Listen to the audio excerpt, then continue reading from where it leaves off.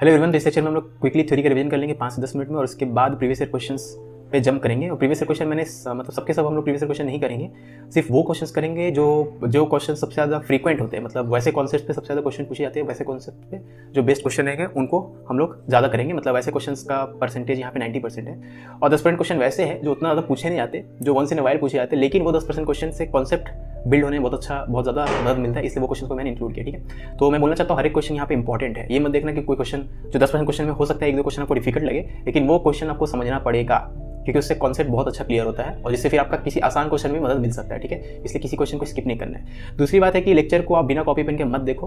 किसी भी लेक्चर को आप सिर्फ मेरे चैनल पर नहीं, किसी भी चैनल पे यूट्यूब पे आप लेक्चर देखते हो तो कॉपी पेन लेके देखा करो, क्योंकि आप कभी भी पैसिवली नॉलेज को अटेन नहीं कर सकते। आप कॉपी पेन लेके बैठो, जो चीज़ सीख रहे हो उसको लिखते जाओ। कोई क्वेश्चन आपको दिख रहा है उसको खुद से पॉज करके पहले खुद से ट्राई करो, नहीं बने फिर टीचर का सोल्यूशन देखो, फिर अगर आपसे बन भी गया तब भी टीचर का सोल्यूशन देखो, फिर मेथड को कंपेयर करो एंड सो ऑन। ये सब मतलब एक्टिवली आपको एंगेज करना पड़ेगा लेक्चर के साथ। आप खाली ये नहीं कि हाँ लेट के बेड पे आप मोबाइल में देख रहे लेक्चर, वैसे आप नॉलेज अटेन आपको लग रहा है आप कर रहे होंगे लेकिन नहीं करोगे। एक्चुअली एग्जाम में जब आप पेन से उस सेम कॉन्सेप्ट पे बेस्ड क्वेश्चन बनाना चाहोगे तो हो सकता है कि आप गलती कर दो। ठीक है, और जो यहाँ पे मैंने क्वेश्चंस का सिलेक्शन किया है उसमें मैं रिसेंट ईयर को ज़्यादा प्रेफरेंस दिया। मतलब किसी कॉन्सेप्ट पे बेस्ड 2022 में भी क्वेश्चन पूछा गया, 2018 में भी क्वेश्चन पूछा गया, तो मैं 2022 का क्वेश्चन को इस लेक्चर में इंक्लूड करूँगा, 2018 का नहीं करूँगा। ठीक है, और इसी से रिलेटेड दूसरी बात भी है ये कि अगर किसी कॉन्सेप्ट से पिछले 4 साल में क्वेश्चन नहीं आया है तो हो सकता है कि उस कॉन्सेप्ट का क्वेश्चन डिस्कस करने के लिए, उस कॉन्सेप्ट पे बेस्ड क्वेश्चन डिस्कस करने के लिए मैं 10 साल पुराना क्वेश्चन भी चूज कर लूँ। तो ये मैं सोचना रही है तो 2010 का क्वेश्चन है वो रेलेवेंट नहीं है, वैसा कुछ भी नहीं है, हर एक क्वेश्चन रेलेवेंट होता है। ठीक है, ओके। दूसरी बात ये कि जो क्वेश्चन का नंबरिंग है उसको आप इग्नोर करना, क्योंकि पीडीएफ से काट के लिया गया है, तो हो सकता है कि सबसे पहला क्वेश्चन जो मैं डिस्कस करूँ उसमें क्वेश्चन नंबर 5 लिखा गया हो। ठीक है, वो प्रिंटिंग वाला पार्ट है तो उसको इग्नोर करना। ठीक है, तो ये मैं सोचना मैंने कोई गलती की है, बस क्वेश्चन नंबर जो लिखा रहेगा प्रिंटेड फॉर्म में उसको इग्नोर करना। और लास्ट बात ये कि लेक्चर देखते देखते आपके मन में अगर कोई भी डाउट आए, आपको कुछ समझ में नहीं आया, तो टाइम स्टैम्प यूज़ करके कमेंट में पूछ सकते हो। टाइम स्टैम्प आप सही से यूज़ करोगे तो ब्लू कलर में आएगा आपके कमेंट लिखने के बाद। ठीक है, तो चलो स्टार्ट करते हैं। सर्कुलर मोशन में पार्टिकल एक सर्कल में घूम रहा होगा। ठीक है ना, अब सर्कल में जितना एंगल कवर किया वो एंगल का वैल्यू इन रेडियन निकालने के लिए arc length divided by radius ये हम लोग करते हैं। ठीक है, तो इसको हम लोग जैसे यहाँ से अगर ए से लेकर बी तक गया है तो उसका एंगुलर डिस्प्लेसमेंट थीटा हो जाएगा ये arc length divided by radius. ठीक है, ओके। अब एंगुलर वेलोसिटी के लिए एंगुलर डिस्प्लेसमेंट जो था उसको टाइम के स्पेस में डिफरेंशिएट कर दो और एंगुलर एक्सेलेरेशन के लिए एंगुलर वेलोसिटी को टाइम के स्पेस में डिफरेंशिएट कर दो। एंगुलर एक्सेलेरेशन आपको दो फॉर्म में मिल सकता है, एक एवरेज पूछा सकता है, एक इंस्टेंटेनियस। तो एवरेज के लिए delta omega by delta T, just like जैसे लीनियर वहाँ पे होता था मोशन इन 1 डायमेंशन 2 डायमेंशन पढ़ते थे, वैसे इंस्टेंटेनियस के लिए आप इंस्टेंटेनियस मतलब डिफरेंशिएशन कर दो। ठीक है, मतलब इसका लिमिटिंग वैल्यू ले लो when delta T is almost 0। ठीक है, ओके। अब अगर अल्फा कांस्टेंट है तो आपका v is equal to u plus a t, जैसे यहाँ पर रिलेशन आ जाएगा। Final omega is equal to initial omega plus alpha t. फिर से फाइनल ओमेगा और इनिशियल ओमेगा सब डिपेंड करेगा आपके ऊपर। ठीक है, आपने कब से कब तक आप मोशन ऑब्जर्व कर रहे हो। ठीक है, मोशन के बिगनिंग पे जो ओमेगा को उसको इनिशियल बोलोगे, मोशन के एंड पे जो ओमेगा को उसको फाइनल बोलोगे। ठीक है ना, वैसे एंगुलर डिस्प्लेसमेंट हो जाएगा u t plus half a t square final angular velocity के square equal to initial plus. वही सेम इक्वेशन था, इसलिए वहाँ पे भी सेम मतलब सेम इक्वेशन है, सेम रिलेशन है, इसलिए यहाँ पे भी सेम आएगा। ठीक है, ओके। टाइम पीरियड अगर ओमेगा स्पीड से सर्कल में घूम रहे तो 2 एंगल कवर करने में जो टाइम लगेगा, मतलब एक चक्कर काटने में जो टाइम लगेगा उसको टाइम पीरियड बोलेंगे 2 ओमेगा। ठीक है ना, फ्रीक्वेंसी हो जाता है 1 बाय टाइम पीरियड, यानी इसका उल्टा। ठीक है, ओके।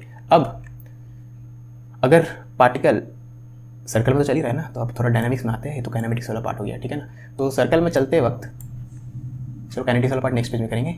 उसका वेलोसिटी तो कंटिन्यूसली चेंज हो रहा होगा, देख लो वेलोसिटी वेक्टर चेंज हो रहा है। अब अगर यूनिफॉर्म सर्कुलर मोशन है तो वेलोसिटी वेक्टर खाली मैग्नीट्यूड खाली डायरेक्शन चेंज होगा, मैग्नीट्यूड तो कांस्टेंट रहेगा। ठीक है, यूनिफॉर्म सर्कुलर मोशन का मतलब ये होता है कि स्पीड कांस्टेंट है। स्पीड कांस्टेंट मतलब वेलोसिटी का मैग्नीट्यूड कांस्टेंट है, लेकिन अगर आप टेंजेंट ड्रॉ करो पाथ पे तो आपको वेलोसिटी डायरेक्शन मिलता है। तो अगर पार्टिकल ऐसे चल रहा है तो यहाँ टेंजेंट ड्रॉ करोगे तो वेलोसिटी इस तरफ है, जब यहाँ पे पहुंचोगे तो टेंजेंट ड्रॉ करोगे तो वेलोसिटी इस तरफ है। तो वेलोसिटी डायरेक्शन कंटिन्यूसली चेंज हो रहा है, हर मूवमेंट में वेलोसिटी डायरेक्शन कंटिन्यूसली चेंज हो रहा है। ठीक है, तो यानी एक्सेलरेशन तो है, क्योंकि एक्सेलरेशन कब होता है जब वेलोसिटी चेंज होता है, चाहे मैग्नीट्यूड में या डायरेक्शन में। ठीक है, तो यहाँ पे जो एक्सेलरेशन होता है वो सेंटर की तरफ होता है।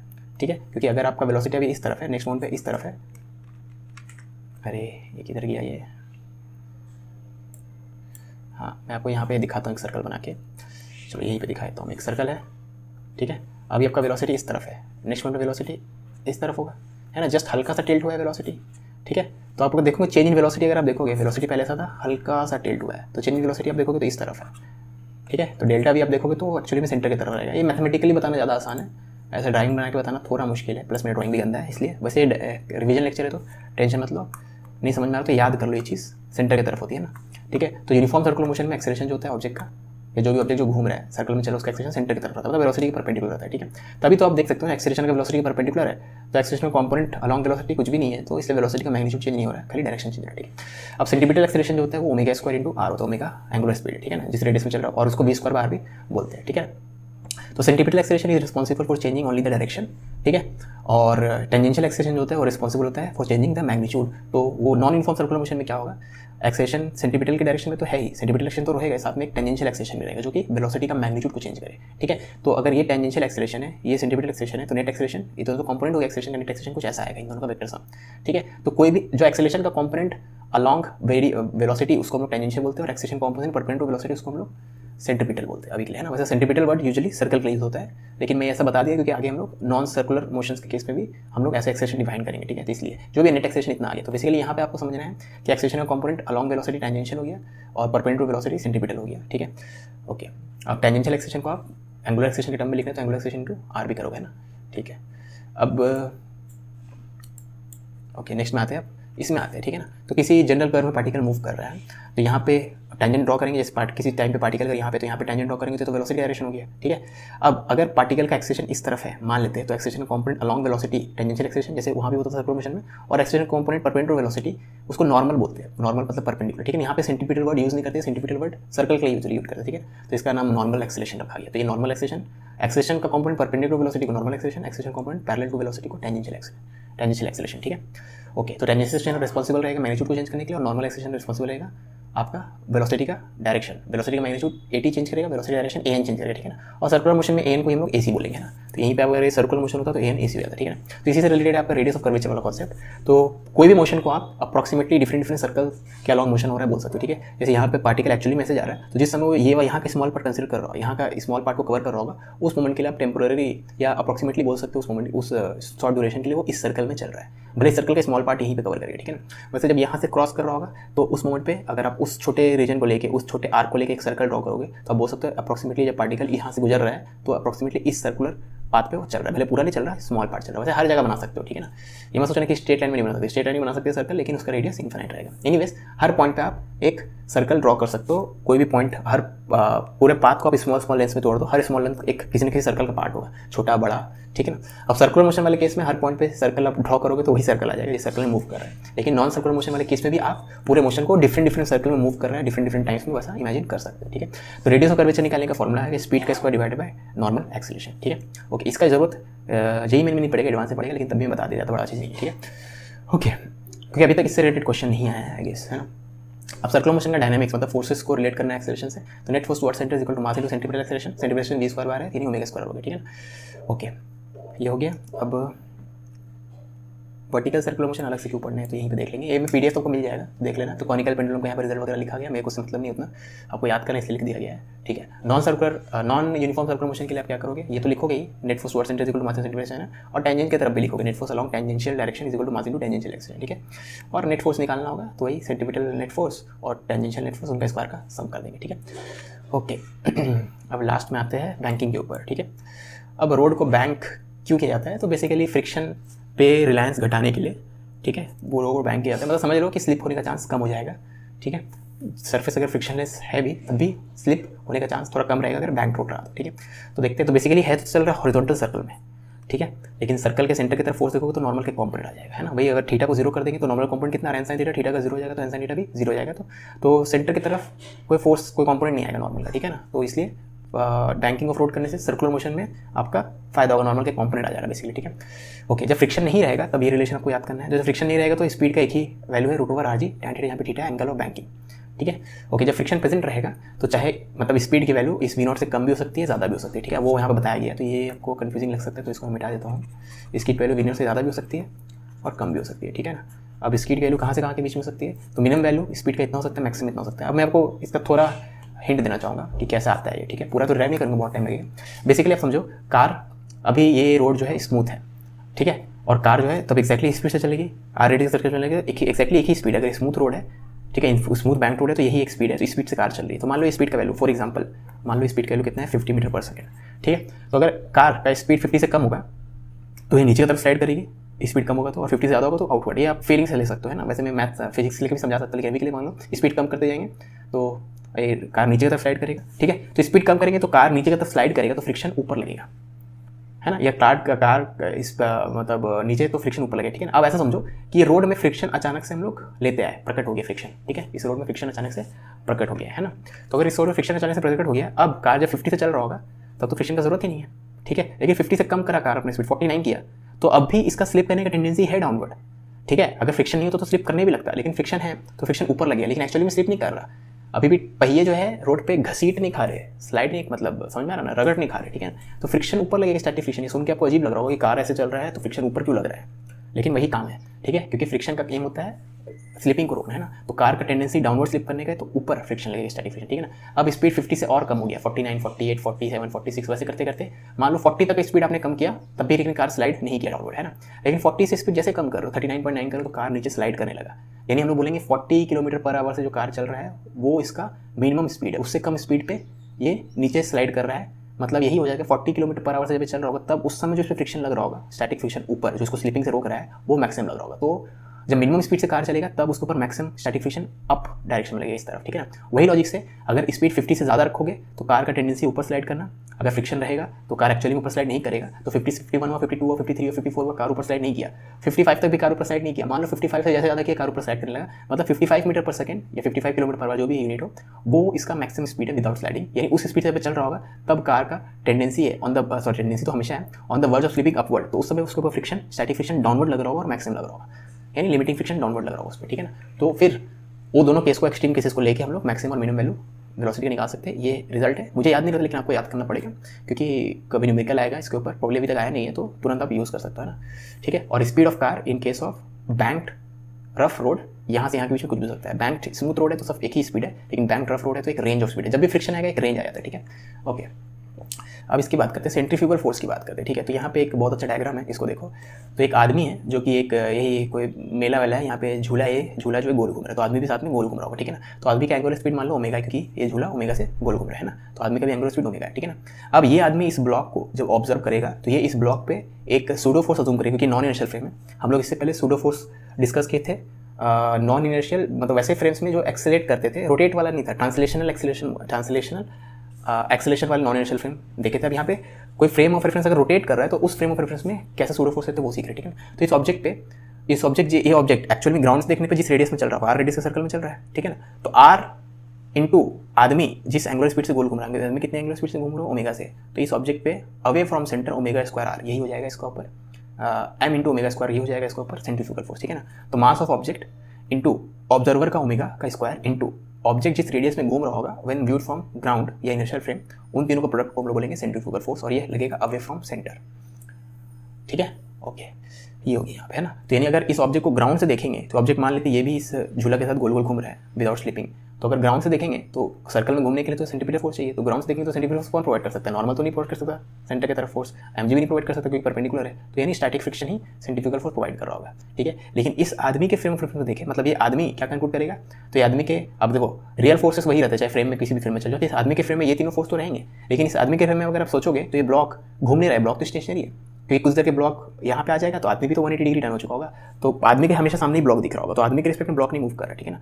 तो जो फ्रिक्शन है इसको बैलेंस करने वाला कोई फोर्स चाहिए, तो वो फोर्स आपका सेंट्रीफ्यूगल फोर्स हो जाएगा, एम ओमेगा स्क्वायर आर, समझ में आई बात। लेकिन हमेशा दोनों फोर्स मतलब एक मैं जब ग्राउंड फ्रेम से देखेंगे तो फ्रिक्शन हमें दिखेगा, तब सेंट्रीफ्यूगल फोर्स नहीं दिखेगा, इस आदमी के फ्रेम ऑफ रेफरेंस से देखेंगे तभी सेंट्रीफ्यूगल फोर्स दिखेगा, है ना। तो ग्राउंड फ्रेम ऑफ रेफरेंस से कभी सेंट्रीफ्यूगल फोर्स या सूडो फोर्स ड्रॉ मत करना, ठीक है, ओके। अब एंगुलर वेलोसिटी का जनरल एक्सप्रेशन ये होता है कि परपेंडिकुलर रिलेटिव वेलोसिटी ले लो, रिलेटिव वेलोसिटी का perpendicular component divided by R, ठीक है। तो बेसिकली क्या है, जैसे दो ऑब्जेक्ट्स हैं, दो पॉइंट ऑब्जेक्ट्स हैं ए और बी, उनके बीच का सेपरेशन आर है, ठीक है ना।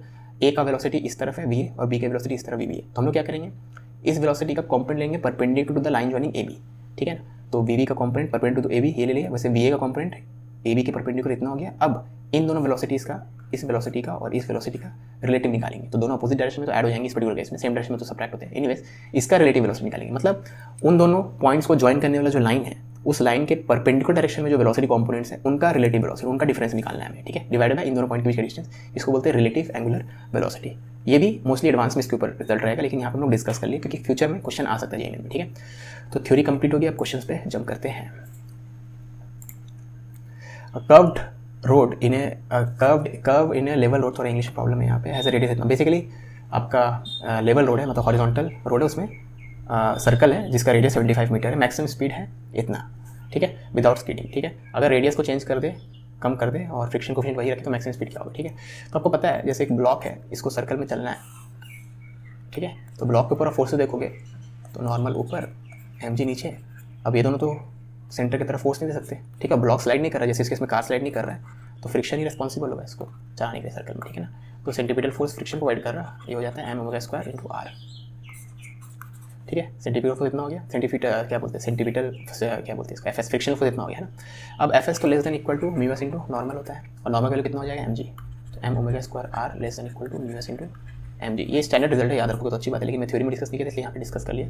तो आप देख सकते हो क्या बोला गया है यहाँ पे मैक्सिमम स्पीड, तो यहाँ पे आप देखोगे ओमेगा का value less than equal to mu S G by R का स्क्वायर रूट है, ठीक है।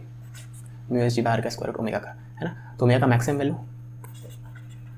क्या हो जाएगा, equal to mu S G by R, ठीक है। अब ओमेगा का मैक्सिमम वैल्यू इतना है, तो वी का मैक्सिमम वैल्यू तो ओमेगा इंटू आर होता है, तो इसको आर से मल्टीप्लाई करेंगे तो ये स्टैंडर्ड रिजल्ट है म्यू आर जी, ठीक है। तो हॉरिजॉन्टल लोड में अगर कोई चीज़ सर्कल में चल रही है तो उसका मैक्सिमम स्पीड इतना हो सकता है, या कार चल रही है तो उसका मैक्सिमम स्पीड इतना हो सकता है विदाउट स्लाइडिंग। इससे ज़्यादा स्पीड चलना चाहोगी आर रेडियस से तो स्लाइड करेगी, ठीक है।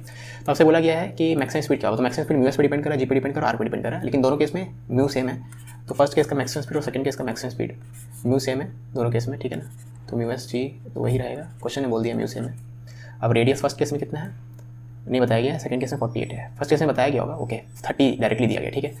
तो फर्स्ट केस का आपसे क्या पूछा गया था, अरे ठीक है मैं ज़बरदस्ती इसको लंबा कर रहा हूँ, रिकॉर्डिंग हो रही है, आवाज़ भी आ रहा है, ठीक है। तो देखो फर्स्ट केस में आपको रेडियस बोला है 75, ठीक है। तो फर्स्ट केस में रेडियस क्या बोला गया है 75 है ना, और सेकंड केस में रेडियस कितना बोला गया 48, और फर्स्ट केस में वेलोसिटी बोला गया है 30 मैक्सिमम वेलोसिटी, सेकंड केस में कितना होगा मैक्सिमम वेलोसिटी, ठीक है ना। तो ये मैक्सिमम ही है, मैंने मैं लिखा नहीं हूँ, फर्स्ट केस का मैक्सिमम वेलोसिटी 30 है, ठीक है। तो सेकंड केस का कितना होगा है ना। अगर कभी मैं कुछ लिख रहा हूँ और चेहरे से ढक जाएगा तो टेंशन मत लेना, 2 मिनट बाद दिख जाएगा, ठीक है। अरे तो कैंसिल ही नहीं होगा, 75 और 48 इतना ख़राब नंबर दिया है, गजब। कैंसिल होगा क्या ना, 75 25 इंटू 3 और ये 16 थी, हाँ कैंसिल हो रहा है, चलो अच्छी बात है। तो 5/4, ठीक है। तो V2 मैक्स हो जाएगा आपका 24 मीटर पर सेकेंड, ठीक है। तो अगर आपको ये रिजल्ट याद रहेगा तो एक लाइन हो जाएगा 24 मीटर पर सेकेंड आंसर आ जाएगा, ठीक है। बॉल को रिलीज किए from rest at point P, तो यहाँ पे रेस्ट से छोड़े हैं, ये स्लाइड करेगा यहाँ तक पहुँचा, तो Q पॉइंट पे आपको बोला गया ratio of centripetal force to normal reaction, ठीक है। तो Q पॉइंट पे सेंटीपिटल फोर्स निकालते हैं, तो centripetal force divided by normal reaction, ठीक है। तो सेंटीपिटल फोर्स तो होता है m² इंटू आर, और नॉर्मल रिएक्शन यहाँ पे हम लोग देखेंगे, तो the ratio of centripetal force and normal reaction, ठीक है।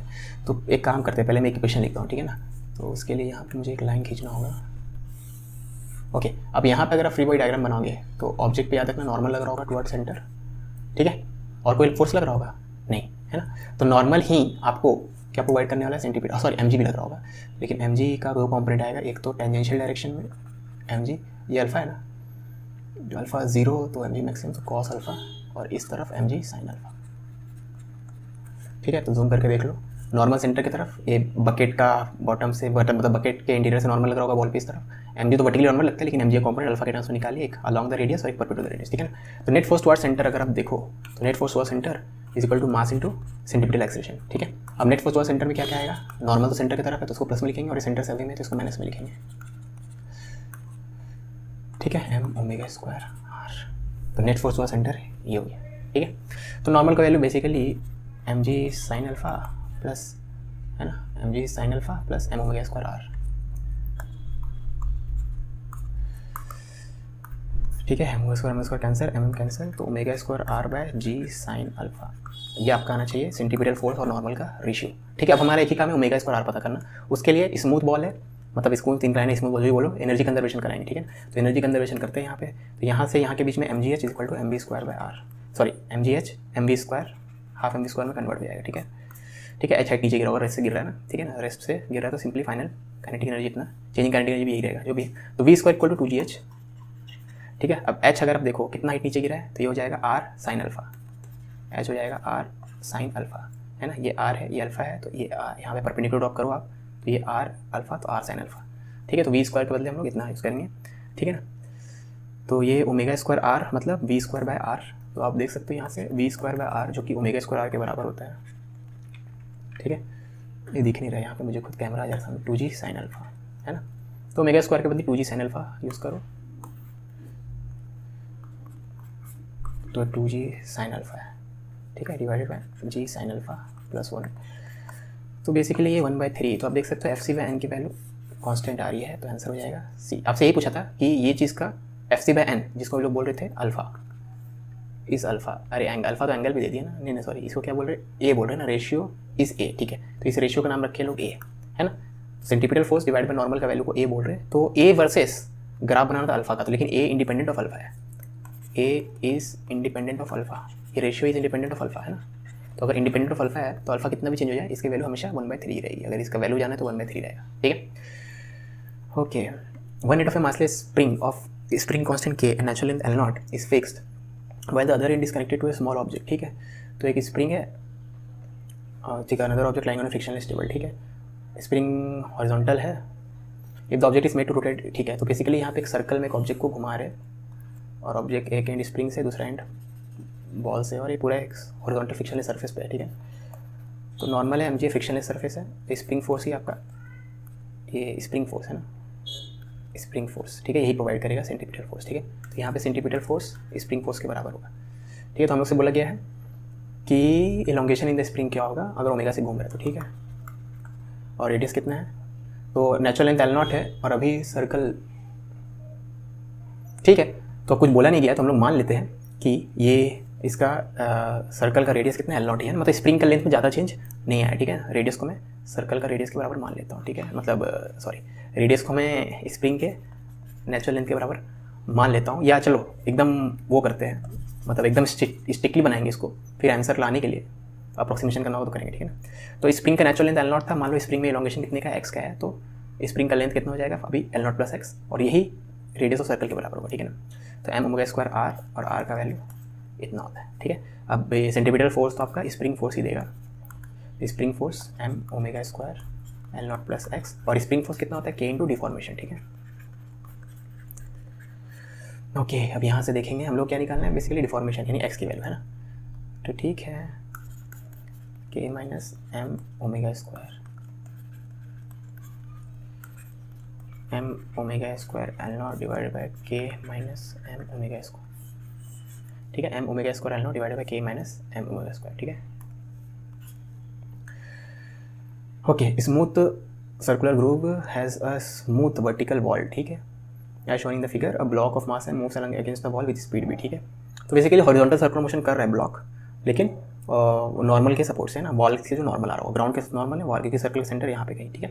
Which of the following curves represent the correct relation between the normal reaction by the wall and the speed of block, ठीक है। तो यहाँ पे तो ये सेंटर है, अगर तो सेंटर की तरफ एक ही फोर्स तो है, नॉर्मल, समझ रहे हो ना, ठीक है। अब आप अगर इमेजिन करना है पूरा, तो ऐसे इमेजिन करो, इस सरफेस पे अगर ये ऑब्जेक्ट रखा गया है, ठीक है, और यहाँ पे वॉल भी है, तो इसके ऊपर दो नॉर्मल लग रहा होगा, एक तो नॉर्मल बाय ये ग्राउंड, ठीक है, फ्लोर, नॉर्मल बाय फ्लोर, है ना, और mg, ये तो वर्टिकल डायरेक्शन में होगा, ठीक है ना। लेकिन यहाँ पे अगर आप देखोगे तो ये ब्लॉक दो ऑब्जेक्ट के कॉन्टैक्ट में ना, फ्लोर के कॉन्टैक्ट में तो है ही, और वॉल के कॉन्टैक्ट भी है ना, नॉर्मल बाय वॉल भी तो लगेगा, ये सर्कल का सेंटर ऐसा है तो, ठीक है ना। तो नॉर्मल बाय वॉल की बात करो, है ना, जो भी है बेसिकली नॉर्मल बाय वॉल जो है वही सेंटीपिटल फोर्स प्रोवाइड करेगा। तो centripetal force normal by wall के बराबर है, तो m ओमेगा स्क्वायर r या mv स्क्वायर बाय r, ठीक है ना। तो नॉर्मल बाय वॉल जो है वो mv स्क्वायर बाय r के बराबर है। तो आप देख सकते हो v स्क्वायर के प्रोपोर्शनल है, तो normal by wall v square proportional है, तो नॉर्मल वॉल वर्सेस v का ग्राफ पैराबोलिक आएगा, ठीक है। तो इस क्वेश्चन में normal reaction on a vehicle of mass 800 kilogram negotiating a turn on 30 degree bank road at maximum possible. तो अगर मैक्सिमम स्पीड से कार्स घूम रहा है, ठीक है, तो उसका टेंडेंसी किस तरफ होगा, on the verge of slipping upward होगा, क्योंकि स्पीड बढ़ाते जाते हैं तो बाहर फेंकाने का रेडियस बढ़ने की कोशिश होता है, ठीक है ना। तो मतलब बेसिकली बोलना चाहूँगा कि अगर आप बैंक रोड बनाओ जिसका इंक्लिनेशन थीटा है, ठीक है ना, तो कार पे देखेंगे तो कार का टेंडेंसी टू स्लाइड अपवर्ड होगा, है ना। तो फ्रिक्शन उस पर नीचे लग रहा होगा, क्योंकि मैक्सिमम स्पीड से चल रहा है, तो the car is just about to slide upward, ठीक है ना। तो फ्रिक्शन नीचे लगेगा, है ना, एफ एस मैक्स नीचे लगेगा, यानी म्यू एस इंटू एन नीचे लगेगा, ठीक है ना, क्योंकि वर्ज ऑफ स्लिपिंग अपवर्ड है। The car is on the verge of slipping upward, क्योंकि वो वी मैक्स से चल रहा है ना, इसलिए, ठीक है। ओके, अब हम लोग क्वेश्चन में क्या बोला गया था, मैक्सिमम स्पीड बताना है ना, normal reaction negotiating, normal reaction बताना, सॉरी एन की वैल्यू बताना, ठीक है। ओके, नॉर्मल तो ऐसे लग रहा होगा, है ना। ओके, अगर वर्टिकल डायरेक्शन में फोर्सेस को हम लोग बैलेंस करें, तो वर्टिकल डायरेक्शन में क्या क्या फोर्स आएगा, देखो ये नॉर्मल ऐसा लग रहा है ना, तो अगर आपका इंक्लाइन हॉरिजॉन्टल थीटा बना रहा है तो इंक्लाइन का जो परपेंडिकुलर होगा वर्टिकल के साथ थीटा बनाएगा। तो वर्टिकल डायरेक्शन में फोर्सेस देखेंगे एन कॉस थीटा, ठीक है, और इसका कंपोनेंट आएगा ये थीटा, ये 90, तो ये 90 माइनस थीटा यानी mu S N sine theta है ना, cos of 90 minus theta sine theta, ठीक है, ये दोनों आएगा और एम जी आएगा। यही 3 फोर्स आएंगे वर्टिकल डायरेक्शन में, ठीक है ना। लेकिन net force on the along vertical क्या होना चाहिए, 0 होना चाहिए, क्योंकि ए वाई 0 है। तो क्योंकि ए वाई 0 है तो नेट फोर्स अलॉन्ग वाई, इसके अलावा और कोई फोर्स है क्या, नहीं, सॉरी फ्रिक्शन है ना, हाँ फ्रिक्शन तो ले चुका हूँ मैं, हाँ ठीक है, तो ये फ्रिक्शन हो गया, ठीक है। नॉर्मल का कंपोनेंट आ जाएगा और एम जी, ठीक है ना। इस ऑब्जेक्ट के ऊपर ग्रेविटी फोर्स लगा सकता है, लगा रहा है, फ्रिक्शन लग रहा है और नॉर्मल लग रहा है, तो नॉर्मल का भी कंपोनेंट हो गया, फ्रिक्शन का भी इतना, 3 दिनों को बैलेंस कर दो, तो M G plus mu S N sine theta, ठीक है। तो नॉर्मल की वैल्यू आपको मिल जाएगी M G divided by cos theta minus mu S sine theta. M G 2 हो जाएगा 8000, ठीक है। कॉस ओके म्यू एस दिया मैंने, थीटा कितना 30, कॉस 30 √3/2, म्यू एस से 0.2 और साइन 30 हाफ, ठीक है। तो ये हो जाएगा, ये 0.1 √3/2 कितना होता है, √3/2 माइनस 0.1, 8000 डिवाइडेड बाय आंसर है ना, तो ये आ रहा है 10.44, 10,443.5, ठीक है, इतना न्यूटन। तो हम लोग को 10 की पावर 3 के फॉर्म में लिखना है, तो 10 की पावर 3 के फॉर्म में लिखेंगे तो 10.44 इंटू 10 की पावर 3 मीटर, ठीक है। खाली वर्टिकल डायरेक्शन फोर्सेस को बैलेंस करती है।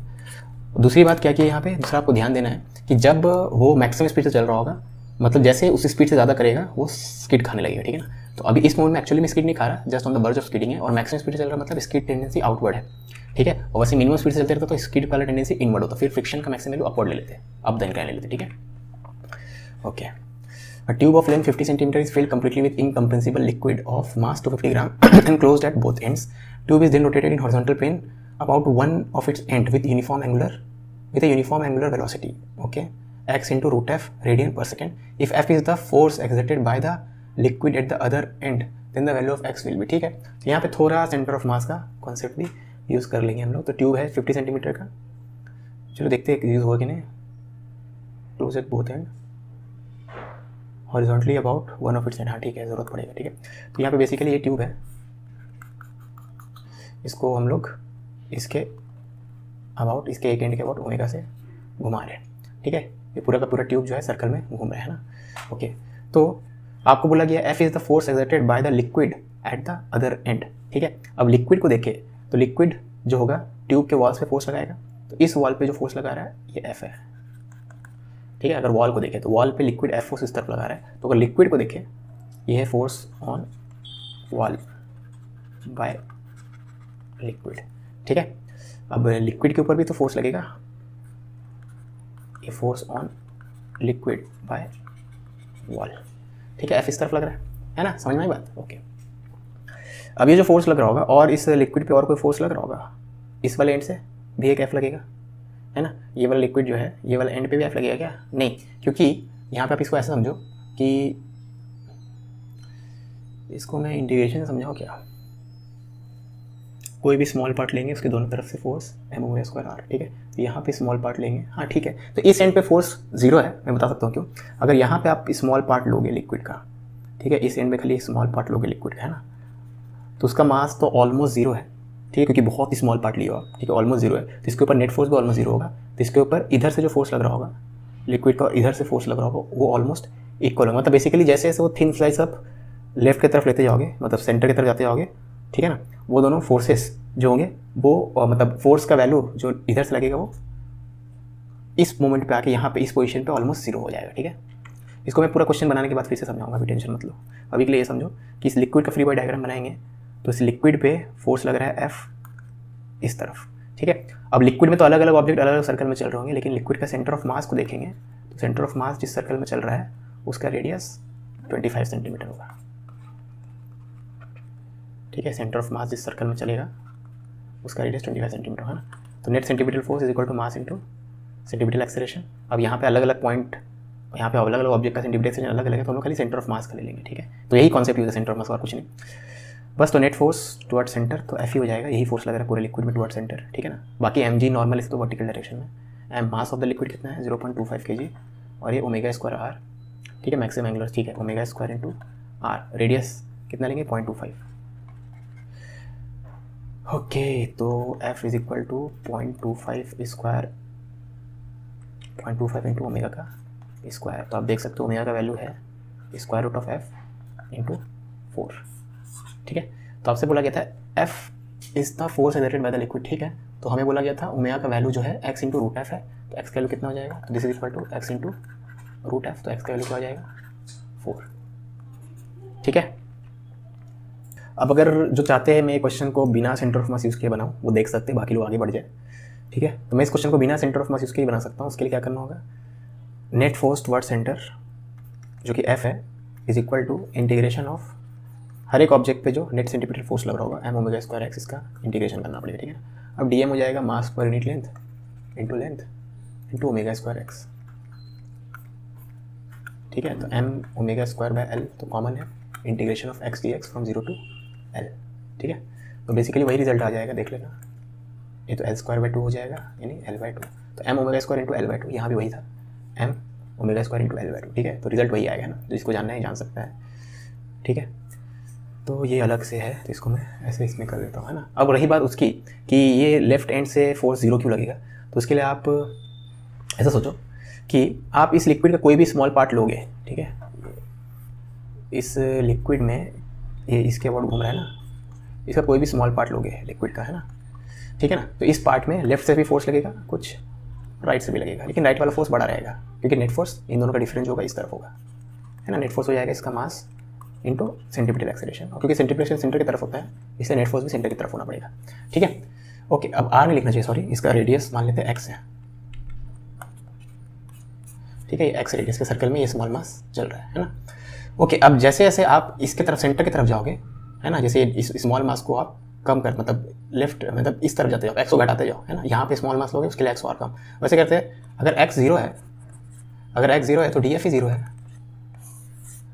समझ में आ रही बात, ठीक है ना। इसलिए यहाँ वाले लिक्विड पे हम लोग मानेंगे क्या है, नेट फोर्स 0 है, नेट फोर्स भी 0 है और बॉल से भी जो फोर्स लगेगा वो भी 0 है, ठीक है। उसके लिए आप थोड़ा सोच लो, जैसे जैसे यहाँ से स्लाइड करते जाओगे तो ये फोर्स का डिफरेंस जो है कम होते जा रहा है ना, इसलिए मतलब समझ लेना हमेशा कि यहाँ वाले साइड पे लेफ्ट से ज़्यादा फोर्स लगा, सबसे ज़्यादा फोर्स, वैसे इस साइड जाएंगे तो लेफ्ट से थोड़ा कम फोर्स लगेगा, सॉरी राइट से, सॉरी यहाँ वाले पार्ट पे राइट सबसे ज़्यादा फोर्स लग रहा होगा, यहाँ पे कम हो गया, यहाँ पे और कम हो जाएगा, यहाँ पे और कम, तो दोनों तरफ से जो फोर्स लग रहे होंगे दोनों कम कम कम कम हो रहे हैं क्योंकि नेट फोर्स भी हमें कम ही करना है, ठीक है। और यहाँ पहुँचते पहुँचते ऑलमोस्ट 0 हो जाएगा, ठीक है ना। ओके, तो ये हो गया क्वेश्चन कंप्लीट। एक बार चेक कर लेते हैं, रिकॉर्डिंग चल रही है ना, आगे बढ़ते हैं। Particle is release on A vertical smooth semi circular track from point x so that, okay, from x से रिलीज किए, ठीक है। ओके, थीटा है, फाई है, वगैरह वगैरह दे दिया। तो normal reaction on the particle vanishes at Y, ठीक है। तो नॉर्मल रिएक्शन का वैनिश हो गया, तो यहाँ पे अगर फोर्सेस ड्रॉ करोगे तो यहाँ पे normal M G sine phi, ठीक है, यही दोनों फोर्स होगा ना, ठीक है ना। और नॉर्मल तो वैनिश हो गया तो नॉर्मल को ड्रॉ करने की जरूरत भी नहीं है ना। तो नेट फोर्स इस पॉइंट पे अगर net centimetre force mass into centimetre action करेंगे, ये एम जी स्क्वायर बाहर करेंगे, ठीक है। तो सेंटीमीटर फोर्स कितना हो जाएगा, एम जी साइन फाई, है ना। ये सिंपल ज्योमेट्री से आ जाएगा, एम जी कॉम्पोनेंट इस डायरेक्शन में एम जी साइन फाई होगा, ठीक है। तो वी स्क्वायर, अब यहाँ से यहाँ के बीच में वर्टिकल सर्कुलर मोशन, मतलब एनर्जी कंजर्वेशन लगा देंगे, स्मूथ है ना, तो वी स्क्वायर हो जाएगा √2gh के बराबर, ठीक है, जितना हाइट है गिरा होगा, है ना। अब इन दोनों पोजीशन के बीच में कितना हाइट गिरा है वो निकालने के लिए आपको थोड़ा ज्योमेट्री देखना पड़ेगा, ठीक है। तो मैं यहाँ पे दिखा देता हूँ। तो बेसिकली दो पोजीशन है ना, एक ये एक ये, ठीक है। इनके बीच का वर्टिकल सेपरेशन कितना है ये तो निकालना है, इसी को मैं h बोल रहा हूँ, ठीक है। तो आप देख सकते हो h एक्चुअली में क्या हो जाएगा, ये का वर्टिकल ये पूरा आ जाएगा, इसका वर्टिकल नहीं नहीं नहीं, h ऐसे नहीं आएगा, किन दोनों को सब्ट्रैक्ट करने से h आएगा, h ये है ना, ये r साइन, इसका वर्टिकल तो इतना है और इसका वर्टिकल इतना, अरे हाँ हाँ, इन दोनों का वर्टिकल तो आ ही जा रहा है, मैं क्या सोच रहा हूँ, मैं थोड़ा जूम करता हूँ, कन्फ्यूजन हो रहा है यहाँ पे, ठीक है। इसका वर्टिकल क्या थीटा है, अरे फाई है ना, तो ये थीटा और ये फाई, ठीक है। तो आप h देख सकते हो, r sine theta minus r sine phi है, ठीक है, r साइन थीटा है ना, सॉरी r कॉस थीटा यहाँ पे, और ये हो जाएगा r साइन फाई, ठीक है। इन दोनों को सब्ट्रैक्ट करेंगे तो h आ जाएगा, ठीक है ना। तो H is nothing but R cos theta minus R sine phi, ठीक है। तो इसको यहाँ यूज़ कर लेते हैं, M M cancel, G sine phi is equal to M M तो कैंसिल हो गया, 2g by R into H, H का वैल्यू कितना है R cos theta minus sine phi, ठीक है। तो जी से जी भी कैंसिल, आर से आर भी कैंसिल, तो simply sign phi 2 cos theta minus 2 sine phi, तो 3 sine phi is equal to 2 cos theta, ठीक है। तो साइन थीटा हो जाएगा, साइन फाई हो जाएगा 2 cos theta by 3, option C. Point P moves, तो अगर यहाँ पे दिख नहीं रहा है आपको तो ये 20 मीटर है, यहाँ लिखा हुआ है पी एक्स कॉमा वाई, ये पॉइंट ए है, ये पॉइंट बी है, ये ओ है, ये वाई एक्सिस है, ये एक्स एक्सिस है, ठीक है। तो point P moves in anti clockwise direction such that distance travelled length the distance travelled is a function of time given है, तो रेडियस ऑफ द पार्टिकल इतना है, तो एक्सेलरेशन एक पॉइंट पी, ठीक है। तो पॉइंट पी पे एक्सेलरेशन, तो एक्सेलरेशन हमें पता है 2 कॉम्पोनेंट होगा, एक सेंटीमीटर और एक टेंजेंशियल, है ना, ठीक है। तो सबसे पहले टेंजेंशियल एक्सेलरेशन निकालते हैं। टेंजेंशियल क्या होता है आपका rate of change of speed, ठीक है। Rate of change of speed को टेंजेंशियल एक्सेलरेशन बोलते हैं, और rate of change of speed, speed कैसे निकलेगा, एस पता है, तो वी स्पीड आ जाएगा D S by D T से, तो इसको डिफ्रेंशिएट करेंगे 3t² प्लस तो नहीं रहेगा 3t², ठीक है। तो उसका डिफ्रेंशिएशन करेंगे तो D by D T of 3t² जो कि हो जाएगा 6t, ठीक है। तो टेंजेंशियल एक्सेलरेशन हो जाएगा 6t, आपका सेंटीमीटर एक्सेलरेशन तो आपका क्या होता है ओमेगा स्क्वायर आर, है ना। तो हमें t इक्वल टू 2 सेकंड पूछा है ना, तो पहले t इक्वल टू 2 सेकंड पे टेंजेंशियल एक्सेलरेशन निकाल देता हूँ मैं, ठीक है। t इक्वल टू 2 सेकंड पे टेंजेंशियल एक्सेलरेशन हो जाएगा 12 मीटर पर सेकंड स्क्वायर, ठीक है। अब centimetre acceleration t equal to 2 second पे, सेंटीमीटर क्या होता है v स्क्वायर बाय आर, ठीक है ना। तो v स्क्वायर बाय आर, और v का वैल्यू लेना पड़ेगा हमें t इक्वल टू 2 सेकंड, ठीक है। तो v का value t equal to 2 second तो यहाँ से मिल जाएगा, v का value t equal to 2 second हो जाएगा 12, ठीक है। तो 12 square divide by R, radius कितना है 20, ठीक है। तो सेंटीमीटर एक्सेलरेशन इतना हो जाएगा। तो नेट एक्सेलरेशन आपका दोनों का स्क्वायर रूट का सम का स्क्वायर रूट, ठीक है। तो टेंजेंशियल का 12 स्क्वायर और इसका 12 स्क्वायर बाय 20 का स्क्वायर रूट, ठीक है ना। तो 144 डिवाइडेड बाई 20 का स्क्वायर में ऐड करना है 144, इसका स्क्वायर रूट निकालना है, तो 22.7 आ रहा है ये, जो कि किसी से मैच नहीं कर रहा, मुझे नहीं पता क्यों, फिर से देख लेते हैं। इसको 3t² आ जाएगा वेलोसिटी स्पीड, ठीक है। और t इक्वल टू 2 सेकंड पे 2 दूनी 4 × 12, हाँ तो स्पीड तो इतना है, तो सेंटीमीटर एक्सेलरेशन स्पीड का square 12 square divide by radius 20 है, ठीक है। तो 144 डिवाइडेड बाई 20 7.2 का स्क्वायर से 49 समथिंग आएगा, है ना। और ये 144, तो 144 और 49, 144 तो मैंने कैलकुलेशन नहीं देखी है शायद